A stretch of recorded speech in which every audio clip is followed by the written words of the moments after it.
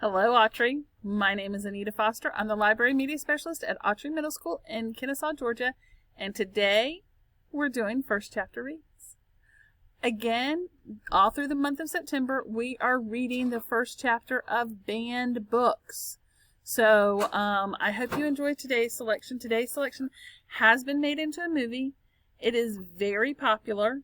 It has a whole series, and it is The Hunger Games. So The Hunger Games was banned because of the amount of violence that children were doing.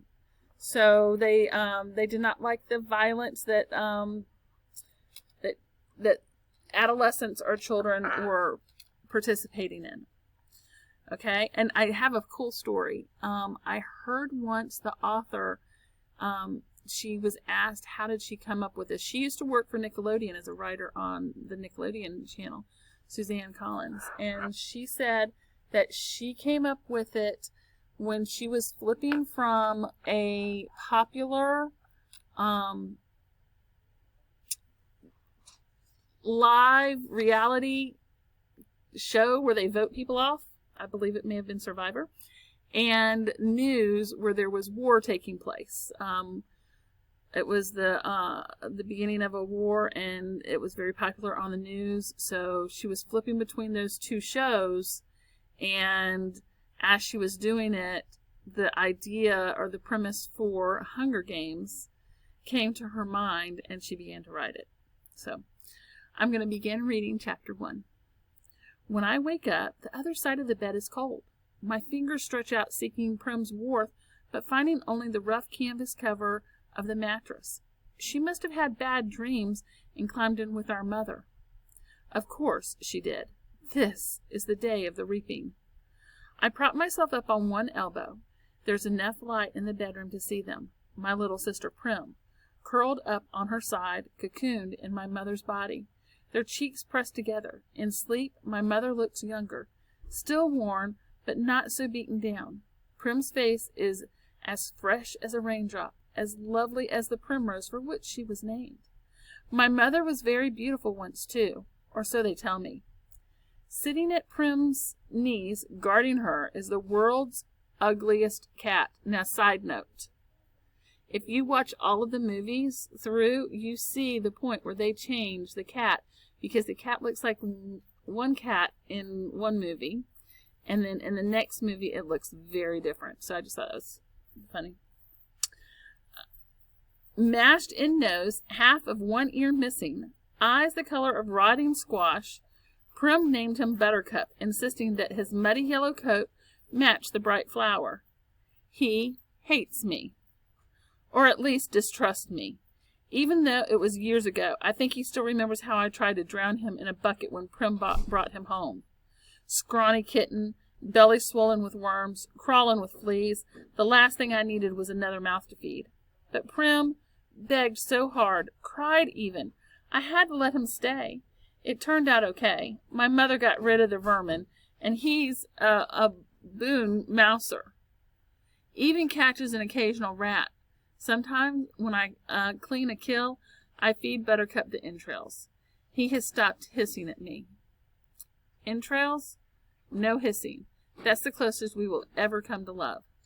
I swing my legs off the bed and slide into my hunting boots. Supple leather that has molded my feet. I pull on trousers, a skirt, tuck in my long dark braid up into a cap, and grab my forage bag. On the table, under the wooden bowl, to protect it from the hungry rats and cats alike, sits a perfect little goat cheese wrapped in basil leaves. Prim's gift to me on reaping day. I put the cheese carefully in my pocket as I slip outside. Our part of District 12, nicknamed the Scene, is usually crawling with coal miners heading out to the morning shift at this hour. Men and women with hunched shoulders, swollen knuckles, many who have long since stopped trying to scrub the coal dust out of their broken nails, the lines of their sunken faces. But today the black cinder streets are empty. Shutters on the squat gray houses are closed. The reaping isn't until 2. May as well sleep in if you can. Our house is almost at the edge of the seam. I only have to pass a few gates to reach the scruffy field called the meadow. Separating the meadow from the woods, in fact, encloses all of District 12, is a high chain-link fence topped with barbed wire loops. In theory, it's supposed to be electrified 24 hours a day as a deterrent to the predators that live in the woods. Packs of wild dogs, lone cougars, bears that used to threaten our streets, but since we're lucky to get 2 or 3 hours of electricity in the evenings, it's usually safe to touch.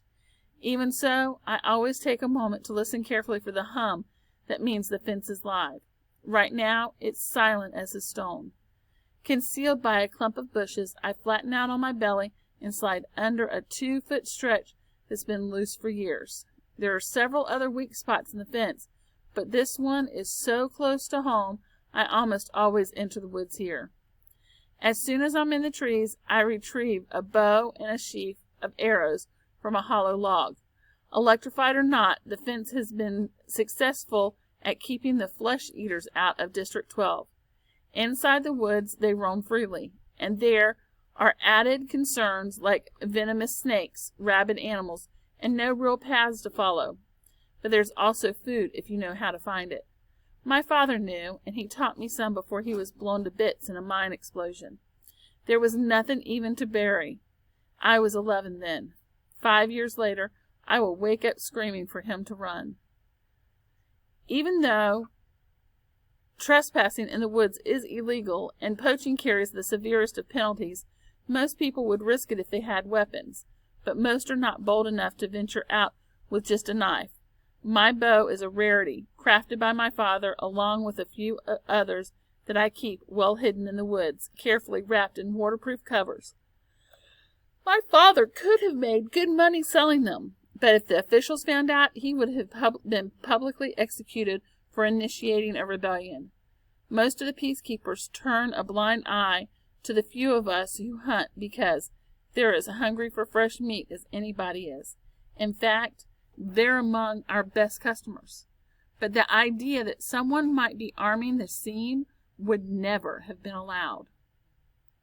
In the fall, a few brave souls sneak into the woods to harvest apples, but always in the sight of the meadow, always close enough to run back to the safety of District 12 if trouble arises.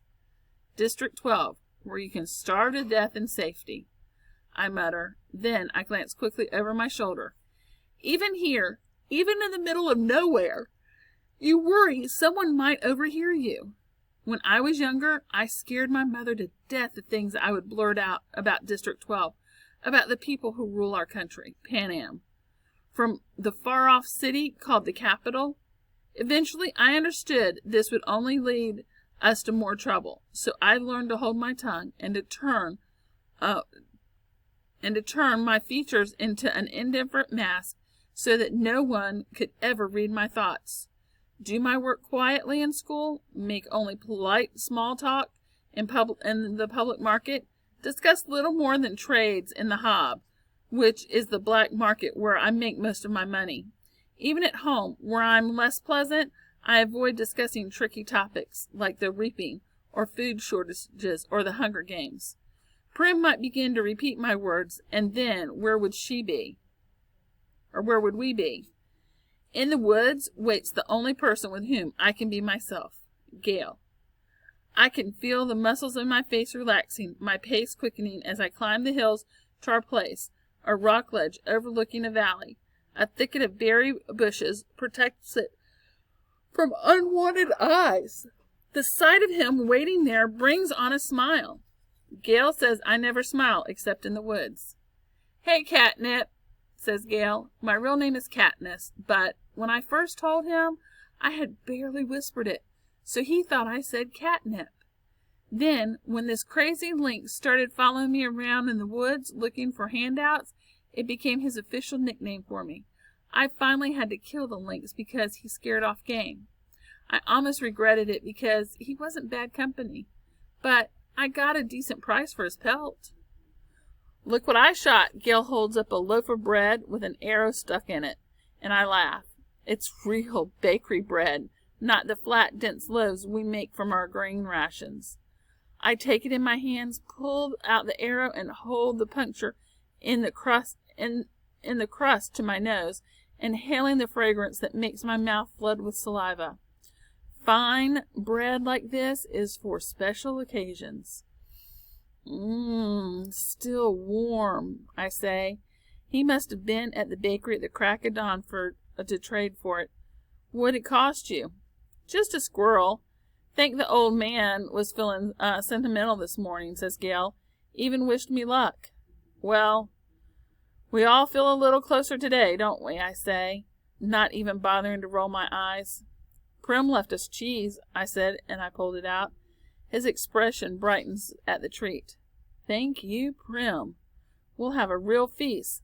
Suddenly he falls into a capital accent that mimics Effie Trinket, the maniacal, upbeat woman who arrives once a year to read out the names at the reaping.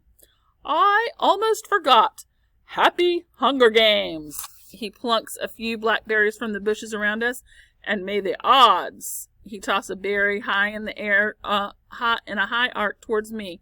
I catch it in my mouth and break the delicate skin with my teeth. The sweet tartness explodes across my tongue. Be ever in your favor, I finish with equal verve.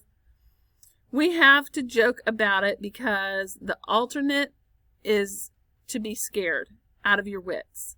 Besides, the capital accent is so affected. Almost anything sounds funny in it. I watch as Gale pulls out his knife and slices the bread. He could be my brother. Straight black hair, olive skin. We even have the same gray eyes. But we're not related, at least not closely. Most of the families who work in the mines resemble one another this way.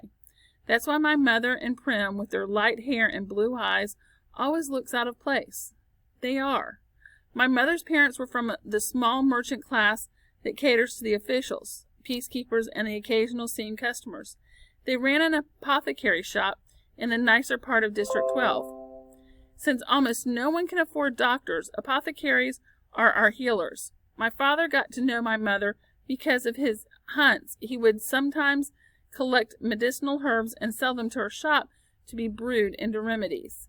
She must have really loved him to leave her home for the scene. I try to remember that when all I can see is the woman who sat by blank and unreachable while her children turned to skin and bones. I try to forgive her for my father's sake, but to be honest, I'm not the forgiving type. Gale spreads the bread slices with the soft goat cheese, carefully placing a basil leaf on each while I strip the bushes of their berries. We settle back in the nook of the rocks. From this place we are invisible, but have a clear view of the valley, which is teeming with summer life. Greener to gather, roots to dig, fish iridescent in the sunlight. The day is glorious, with the blue sky and a soft breeze. The food's wonderful, with the cheese seeping into the warm bread and the berries bursting in our mouths. Everything would be perfect if this really was a holiday. If all the days off meant was roaming the mountains with Gale, hunting for tonight's supper. But instead, we have to be standing in the square at 2 o'clock, waiting for the names to be called out. We could do it, you know, Gale says quietly. What? I ask. Leave the district, run off, live in the woods, you and I. We could make it, says Gale. I don't know how to respond. The idea is so preposterous. If we didn't have so many kids, he said quickly. They're not our kids, of course, but they might as well be. Gale's 2 little brothers and a sister, Prim, and you may as well throw in our mothers, too, because how would they live without us? Who would fill those mouths that are always asking for more? With both of us hunting daily, there are still nights when game has to be swapped for lard or shoelaces or wool. Still nights when we go to bed with our stomachs growling. I never want to have kids, I say. I might, if I didn't live here, says Gale. But you do, I say, irritated. Forget it, he snaps back. The conversation feels all wrong. Leave? How could I leave Prim, who is the only person in the world I'm certain I love? And Gale is devoted to his family. We can't leave, so why bother talking about it? And even if we did, where did this stuff about having kids come from? There's never been anything romantic between Gale and me. When we met, I was a skinny 12-year-old, and although he was only 2 years older, he already looked like a man. It took a long time for us to even become friends, to stop haggling over every trade and begin helping each other out. Besides, if he wants kids, Gale won't have any trouble finding a wife. He's good-looking, he's strong enough to handle the work in the mines, and he can hunt. You can tell by the way the girls whisper about him when he walks by in school that they want him. It makes me jealous, but not for the reason people think. Good hunting partners are hard to find. What do you want to do? I ask. We can hunt, fish, or gather. Let's fish the lake. We can leave our poles and gather in the woods. Get something nice for tonight, he says. Tonight, after the reaping. Everyone is supposed to celebrate, and a lot of people do, out of the relief that their children have been spared for another year. But at least 2 families will pull their shutters, lock their doors, and try to figure out how they will survive the painful weeks to come. We make out well. The predators ignore us on a day when easier, tastier prey abounds. But by late morning, we have a dozen fish, a bag of greens, and best of all, a gallon of strawberries. I found the patch a few years ago, but Gale had no idea to string mesh nets around them to keep out the animals. On the way home, we swing by the Hob, the black market that operates in the abandoned warehouse that once held coal. When they came up with more efficient system that transported the coal directly from the mines to the trains, the Hob gradually took over the space. Most businesses are closed by this time on reaping day, but the black market is still fairly busy. We easily trade 6 of the fish for good bread and the other 2 for salt. Greasy Sally, the bony old woman who sells bowls of hot soup from the large kettle, takes half the greens off our hands in exchange for a couple chunks of paraffin. We might do a tad better elsewhere, but we make an effort to keep on good terms with Greasy Sally. She's the only one who can constantly be counted on to buy wild dog. We don't hunt them on purpose, but if you're attacked and you take out a dog or 2, well, meat is meat. Once it's in the soup, it's called beef. Greasy says with a wink, no one in the seam would turn up their nose at a good leg of wild dog, but the peacekeepers who come to the Hob can afford to be a little choosier. When we finish our business at the market, we go to the back door of the mayor's house to sell half the strawberries, knowing he has a particular fondness for them and can afford our price. The mayor's daughter, Madge, opens the door. She's in my year at school. Being the mayor's daughter, you'd expect her to be a snob, but she's all right. She just keeps to herself, like me. Since neither of us really has a group of friends, we seem to end up together a lot at school, eating lunch, sitting next to each other on ed assemblies, partnering for sports activities. We rarely talk, which suits both of us fine. Today, her drab school outfit has been replaced by an expensive white dress, and her blonde hair is done up with a pink ribbon, reaping clothes. Pretty dress, says Gale. Madge shoots him a look, trying to see if it's a genuine compliment or if he's just being ironic. It is a pretty dress, but she would never be wearing it ordinarily. She presses her lips together and then smiles. Well, if I end up going to the Capitol, I want to look nice, don't I? Now it's Gale's turn to be confused. Does she mean it, or is she messing with him? I'm guessing the second. You won't be going to the Capitol, says Gale coolly. His eyes land on a small circular pin that adorns her dress. Real gold, beautifully crafted. It could keep a family and bread for months. What can you have? 5 entries? I had 6 when I was just 12 years old. That's not your fault, I say. No, it's no one's fault, just the way it is, says Gale. Madge's face has become closed off. She puts the money for the berries in my hand. Good luck, Katniss. You too, I say, and the door closes. We walk toward the seam in silence. I don't like that Gale took a dig at Madge, but he's right, of course. The reaping system is unfair, with the poor getting the worst of it. You become eligible for the reaping the day you turn 12. That year your name is entered once, at 13, twice, and so on until you reach the age of 18, your final year of eligibility, when your name goes into the pool 7 times. That's true for every citizen in all of the 12 districts in the entire country of Panem. But here's the catch. You say you're poor and starving as we are, as we were. You can opt to add your name more times in exchange for a tesserae.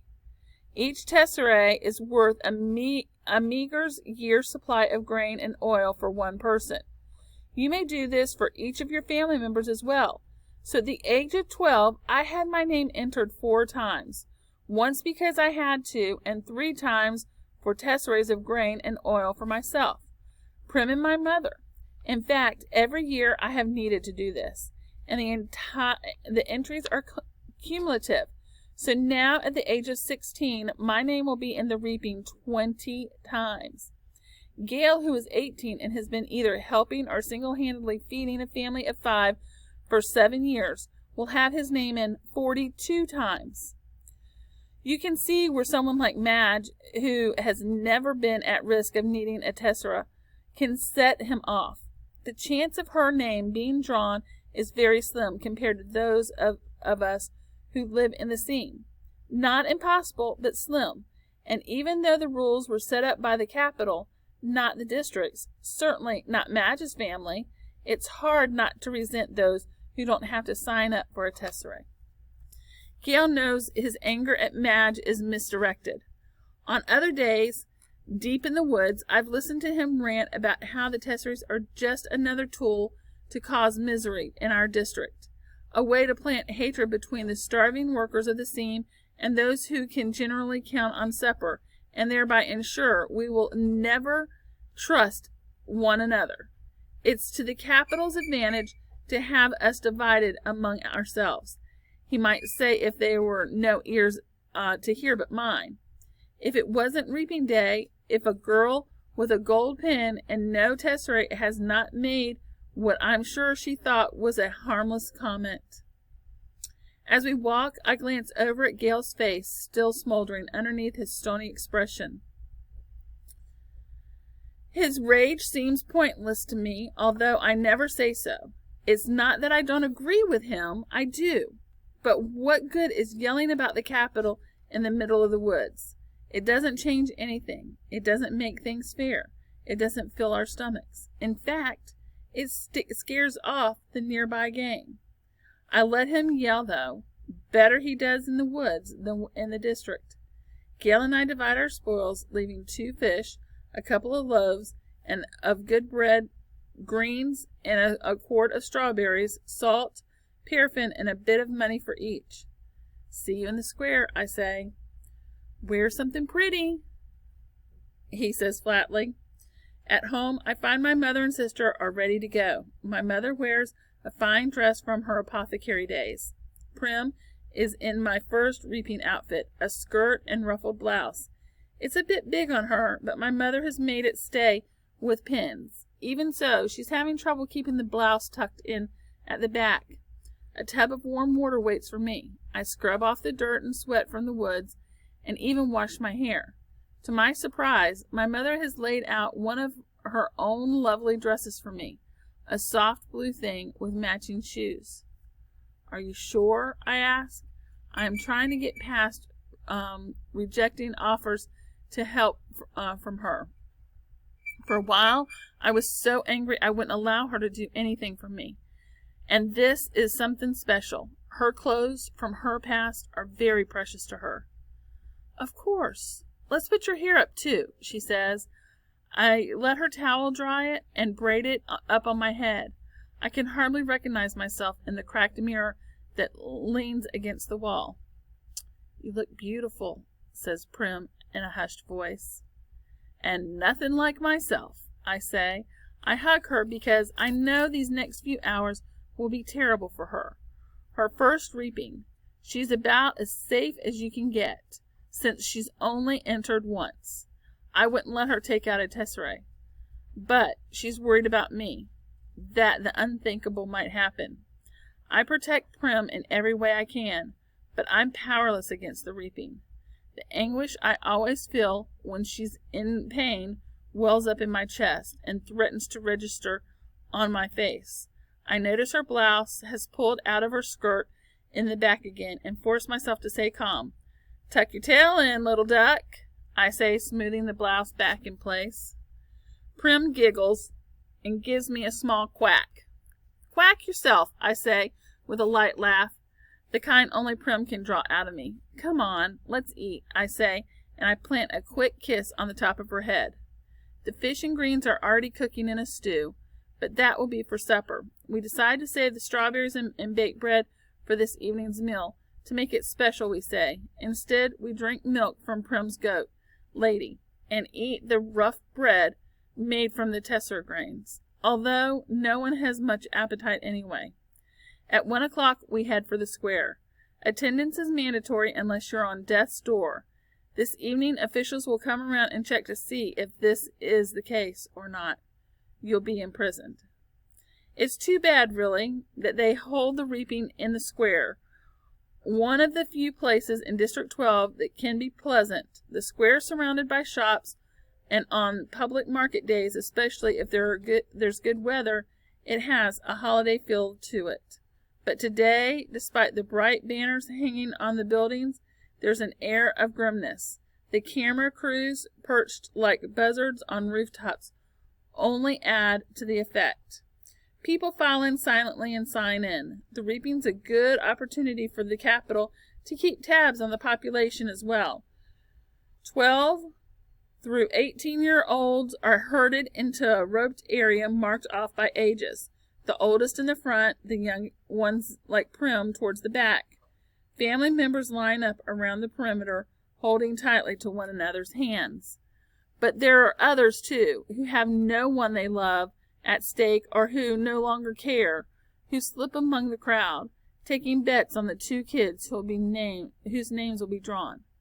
Odds are given on their ages, whether they're seam or merchant, if they will break down or weep. Most refuse dealing with the racketeers, but carefully. These same people tend to be informers. Who hasn't broken the law? I could be shot on a daily basis for hunting, but the appetites of those in charge protect me. Not everyone can claim the same. Anyway, Gail and I agree that if we have to choose between dying of hunger and a bullet in the head, the bullet would be much quicker. The space gets tighter, more claustrophobic as people arrive. The square is quite large, but not enough to hold District 12's population of about 8,000. Latecomers are directed to the adjacent streets where they can watch the event on screens as it's televised live by the state. I find myself standing in a clump of 16s from the scene. We all exchange terse nods, then focus our attention on the temporary stage that is set up before the Justice Building. It holds 3 chairs, a podium, and 2 large glass balls, one for the boys and one for the girls. I stare at the paper slips in the girls' ball. 20 of them have Katniss Everdeen written on them in careful handwriting. 2 of the 3 chairs filled with Madge's father, the Mayor Undersea, whose tall, balding man, and Effie Trinket, District 12's escort, fresh from the Capitol, with her scary white grin, pinkish hair, and spring green suit. They murmur to each other and then look with concern at the empty seat. Just as the town's clock strikes 2, the mayor steps up to the podium and begins to read. It's the same story every year. He tells of the history of Panem, the country that rose up out of the ashes of a place that was once called North America. He listens to he lists the disasters, the droughts, the storms, the fires, the encroaching seas that swallowed up so much of the land, the brutal war for what little sustenance remained.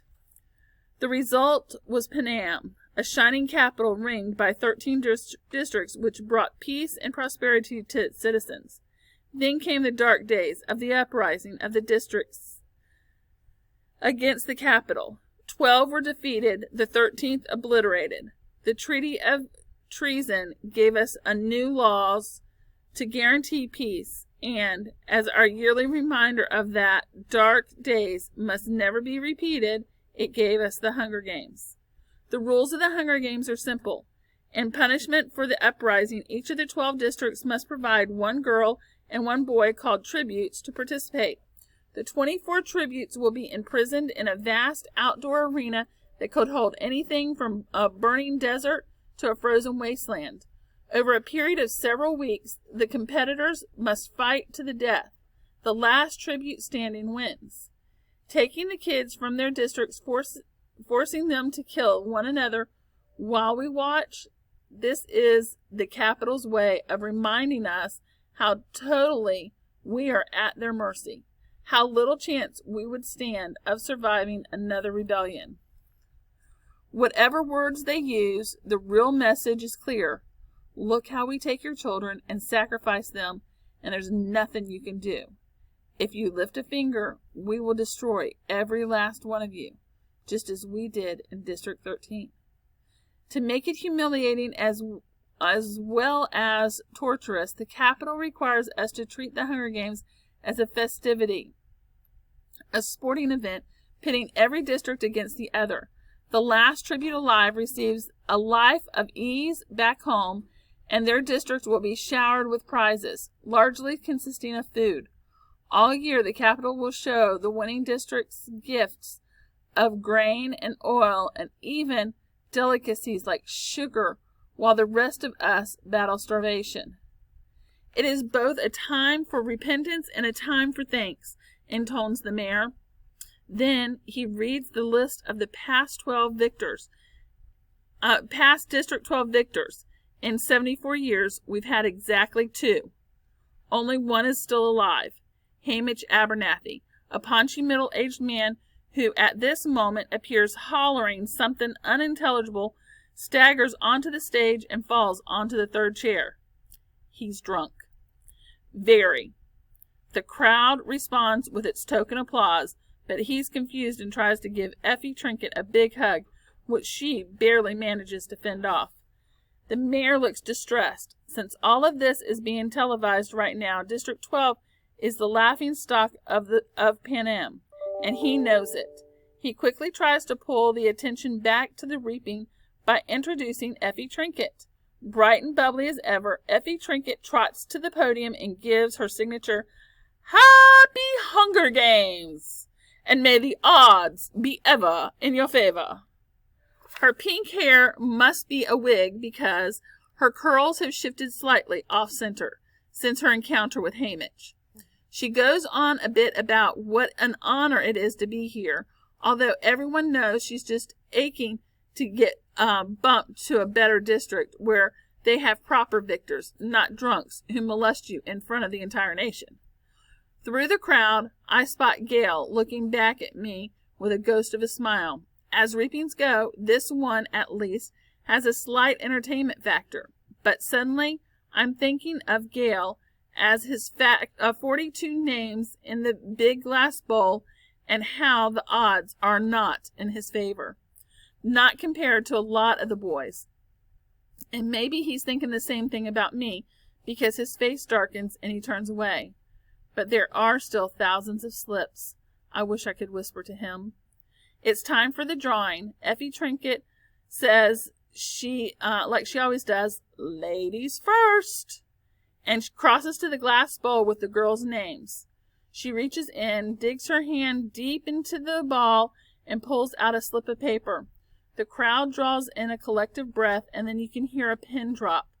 And I'm feeling nauseous and so desperately hoping that it's not me, that it's not me, that it's not me.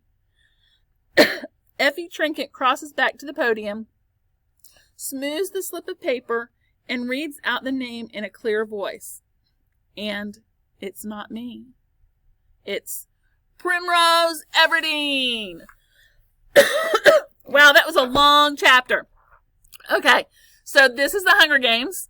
If you want to check this out, we have it in both ebook and real book format. All right, Autry, have a great day and happy reading. May the odds be ever in your favor to find a good book.